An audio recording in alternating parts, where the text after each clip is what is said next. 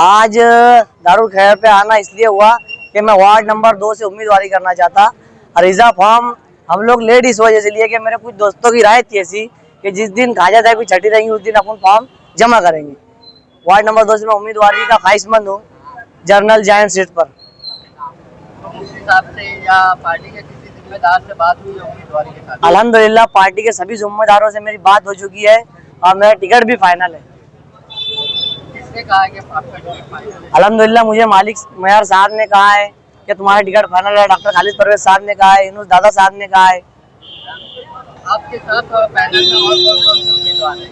हमारे पैनल में, मेरे पैनल में अभी एक जनरल सीट पर शब्बीर किराना का नाम चल रहा है, वो मेरे पैनल में है। और हमारे वार्ड में ऐसा है एक एससी सीट आती है जो दलित लोग के लिए रहती है, निचली कास्ट के लिए। इस कारपोरेशन इलेक्शन में आपके क्या मुद्दे होंगे? इस कारपोरेशन में हमारे मुद्दे ये होंगे, रमजानपुरे के अंदर जो खस्ता हाली है उसको हम दूर करेंगे। और इसी के अलावा कि हमारे वार्ड में कुछ इलाके ऐसे हैं जिसमें नल आधी रात को 3 बजे आते हैं, हम उसका टाइम तब्दील करेंगे। और वार्ड के काफी लोगों से मशवरा करके जो भी काम होगा हम उसको हल करने की कोशिश करेंगे। आवाम से क्या अपील करना है? आवाम से तो मैं यही अपील करूंगा कि एक मरतबा मुझको मौका दो। रमजानपुरे की आवाम से ये अपील करूंगा मुझको मौका दो, मुझको चुन करके दो। अगर मुझे आपने मौका दिया तो मैं आपके वादे पे खरा उतरने की पूरी कोशिश करूंगा। आपकी जीत के कितने इम्कान है? मेरे जीत के मुझे तो 100% इम्कान है कि मैं ही जीतूंगा इंशाल्लाह। इंशाल्लाह। अस्सलाम वालेकुम। मैं मेरे उससे बता रहा हूँ खालिद भाई का बहुत वो है मतलब वो रमजानपुरे में नाम है बहुत, मतलब वो जीत के ही आएंगे और उनको टिकट देना चाहिए। किस तरीके से वो एक्टिव रहते हैं, लोगों का काम? वो तो फजर के टाइम से उठे आते हैं, रात को 12 बजे तक के एक्टिव रहते हैं। लोगों की तरह झूठे वादे नहीं करते कि हम रात को आएंगे, तुम कब भी बोलो हम लोग आएंगे, वो ऐसे नहीं है। 5 बजे एक्टिव रहते हैं और 5 बजे जाते हैं वो। अगर इलेक्शन में अगर उनकी उम्मीदवारी फिक्स हो गई तो किस तरीके से आप उनका साथ? इंशाल्लाह 4000 ज्यादा उठ लेके आएंगे और उनके साना बसाना हम लोग चलेंगे।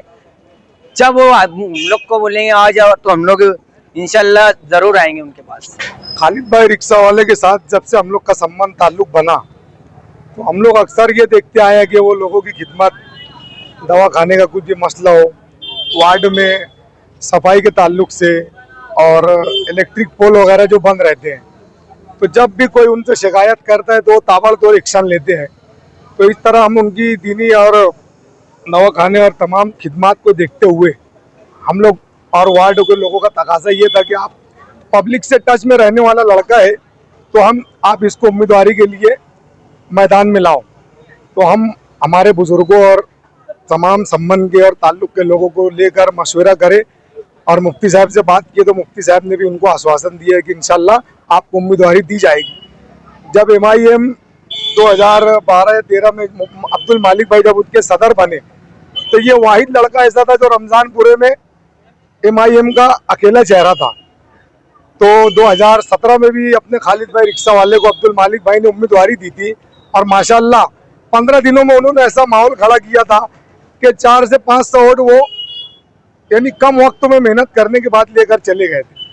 तो उनकी ईमानदारी और दयानतदारी को देखते हुए मुफ्ती साहब अब्दुल मालिक यूनुस ईसा और यूनुस दादा साहब मुसलसल वार्ड में आते रहते हैं, तो उनका भी तकाजा यानी ये था, उनकी मेहनत को देखते हुए उन्होंने फैसला किया कि खालिद भाई को उम्मीदवारी दी जाएगी। और हम मुफ्ती साहब अब्दुल मालिक और डॉक्टर खालिद परवेज साहब और यूनुस दादा साहब से गुजारिश करेंगे कि ये लड़का ईमानदार मेहनती है और पार्टी के लिए अभी तक के लगा रहा है। तो अगली लिस्ट में आपसे गुजारिश और दरख्वास्त हो कि आप उनका अगली लिस्ट में नाम जारी करें। शुक्रिया।